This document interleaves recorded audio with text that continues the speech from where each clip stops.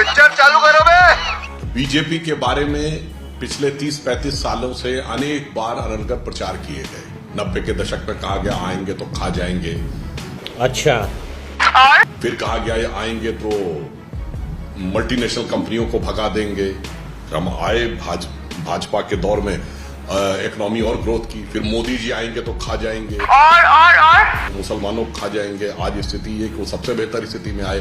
परंतु मैं एक बात कहना चाहता हूं, ये सच है, इन पार्टियों के मंसूबों के लिए ये आखिरी चुनाव साबित हो रहा है। वो सारी पार्टियां जो वास्तविकता में राजतंत्र का प्रतिनिधित्व करती हैं, केवल लोकतंत्र की कलगी लगा, उनको लग रहा है कि वो परिवारवादी राजतंत्र अब समाप्त होने की तरफ है। और मैं ईमानदारी से कहना चाहता हूं, ये सारी पार्टियां वो जिन्होंने अपनी पार्टी का संविधान बदल रखा है। इतना छोटा पहले कभी नहीं हुआ होगा। तेरा तो गेम बजाना पड़ेगा। हमारी पार्टी के संविधान में लिखा है कोई व्यक्ति 2 बार से ज्यादा राष्ट्रीय अध्यक्ष नहीं रह सकता। परंतु इन सारी पार्टियों ने वो क्लॉज हटा रखा है, किसी ने अपनाया नहीं। इसलिए इवन आम आदमी पार्टी में ये क्लॉज था कि वो 1 बार ही रह सकता है अध्यक्ष, और अब उन्होंने 2021 में संविधान संशोधन करके हटा दिया। तो ये सारी पार्टियां जना जी वो हैं जो शी जिनपिंग मॉडल की तरह जिसको चाहे वो ताजिंदगी पार्टी का राष्ट्रीय अध्यक्ष रह सकता है, और लगभग सारी पार्टियों के राष्ट्रीय अध्यक्ष और या उनका परिवार ताजिंदगी है या वास्तविक सत्ता का सूत्र उनके हाथ में ताजिंदगी है। तो संविधान वास्तविकता में खतरे में किसके आने से होने वाला है ये सबको पता। अभी पता है भाई, अभी पता है, अभी तूने गाड़ में उंगली किया ना, अभी पता है। बीजेपी का ये कहना, और प्रधानमंत्री ने भी अपने इंटरव्यू में कहा कि पहले बीजेपी से डराते थे कि राम मंदिर के लिए कहते हैं राम मंदिर बनेगा तो यहाँ ये हो जाएगा वो हो जाएगा, कुछ नहीं हुआ। अरे बेटी पुष्पा, कहाँ जा रही हो अपने गधे पर बैठकर? अनुच्छेद 370 पर डराते थे कि अनुच्छेद 370 अगर हटा दिया तो कश्मीर में बवाल हो जाएगा, कुछ नहीं हुआ। अब चूंकि ये सब खत्म हो गया है तो ये कहा जा रहा है कि बीजेपी आई तो चुनाव ही नहीं हो पाएगा देश में, बीजेपी आई तो संविधान बदल जाएगा, लोकतंत्र खत्म हो जाएगा। पीएम कह रहे कि संविधान जिंदाबाद था, है, रहेगा। प्रियंका जी, सबसे पहले प्रजातंत्र हट जाएगा तो मैं आपको एक उदाहरण देती हूँ। आपको पता है अभी रशिया में चुनाव हुए थे, कुछ दिन पहले ही चुनाव हुए हैं, और 75% वोट या आई थिंक 85% वोट से पुतिन जीते थे। आपको पता है वहाँ पे चुनाव में क्या होता है, जो विपक्षी दल के नेता होते हैं उनको सबको हिरासत में कर दिया जाता है या उनको ऐसी सज़ा सुनाई जाती है कि उनकी हिरासत में ही मौत हो जाती है। पर इलेक्शन होता है। सही पकड़े हैं। तो एक होता है प्रजातंत्र में फ्री एंड फेयर इलेक्शन होना, एक होता है पुतिन स्टाइल इलेक्शन होना। और पुतिन स्टाइल इलेक्शन करने की ओर जो बढ़ रही है इंडिया, उसके बारे में मैं बता रही हूँ। और मैं किन कारणवश बता रही हूँ, क्योंकि मेरे पास तथ्य हैं। ये इलेक्ट्रल बॉन्ड्स की स्थिति है। कल प्रधानमंत्री जी ने अपने इंटरव्यू में कहा कि हमें सिर्फ 37% हमें इलेक्ट्रल बॉन्ड्स के फंड्स मिले थे। Emotional damage. अब ये देखिए 11,450 करोड़ है, और आपको यहाँ पे देख रहा होगा सैफरन में सारा है, भारतीय जनता पार्टी का लोगो है, उसमें है 6,566, 55% जो इनको चंदा मिला है, इनको मिला है। प्रधानमंत्री नरेंद्र मोदी जी कहते हैं चलिए इलेक्ट्रल बॉन्ड से पता तो चला किसको कितना मिला, कौन सी कंपनी ने क्या दिया।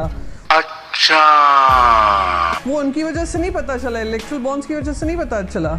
वो इलेक्ट्रल बॉन्ड्स को पूरी तरीके से नॉन ट्रांसपेरेंट बनाने का जो काम हुआ था और नॉन ट्रांसपेरेंट बॉन्ड्स को इंट्रोड्यूस करने का काम हुआ था, वो इनकी सरकार ने किया था। सुप्रीम कोर्ट को स्टेप इन करना पड़ा, वहाँ पे भी ये दलील दी गई थी कि हम ये डेटा रिलीज नहीं कर सकते हैं, और आज सुप्रीम कोर्ट की वजह से पता चल रहा है किस तरीके का क्विड प्रो को हुआ था। ये बिक गई है गवर्नमेंट, अब गवर्नमेंट में कुछ नहीं है। ये बड़ी अच्छी बात कही आप।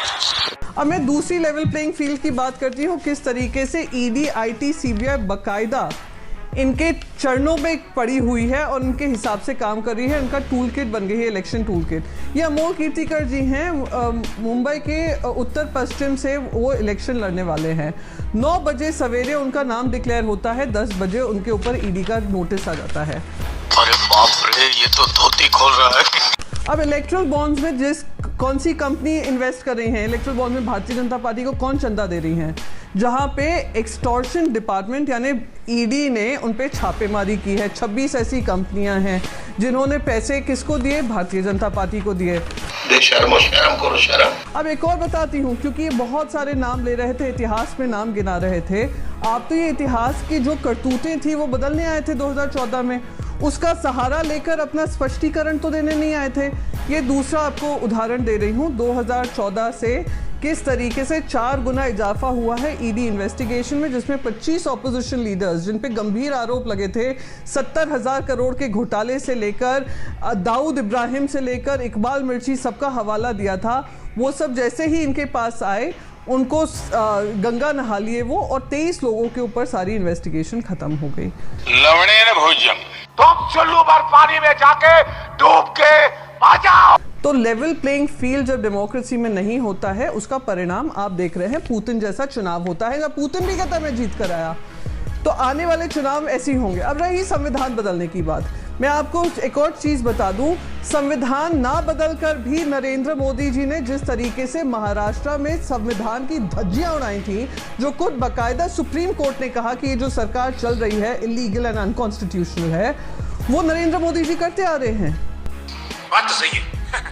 वो संविधान का हवाला देकर उन्होंने संविधान को ही तोड़ने का काम किया है। शेड्यूल 10 को दरकिनार कर उन्होंने ईडी हो, आईटी हो, सीबीआई हो और अब इलेक्शन कमीशन हो, इन्होंने अपनी राजनीति की है। तो इनसे क्या, और सबसे इंपॉर्टेंट बात, ये तो हमने विपक्ष नहीं कह रहा था संविधान बदलेंगे, इनके जो भी चुनिंदा लोग हैं, नॉमिनेटेड एमपीज जिनको टिकट्स मिली हैं, सब जोर जोर से बोल रहे हैं, कर्नाटका के हो, राजस्थान के हो, महाराष्ट्र के हो, उत्तर प्रदेश के हो, सब ये बयान दे रहे हैं कि आप हमें 400 से ज्यादा दीजिए, हम संविधान बदलना चाहते हैं। अरे कोई उनसे पूछिए संविधान क्या बदलना चाहते हैं, तब नरेंद्र मोदी जी आकर दूसरों पे दोष मढ़े, खुद गिरिबान में झांके ना क्या काम कर रहे हैं। मजा आया।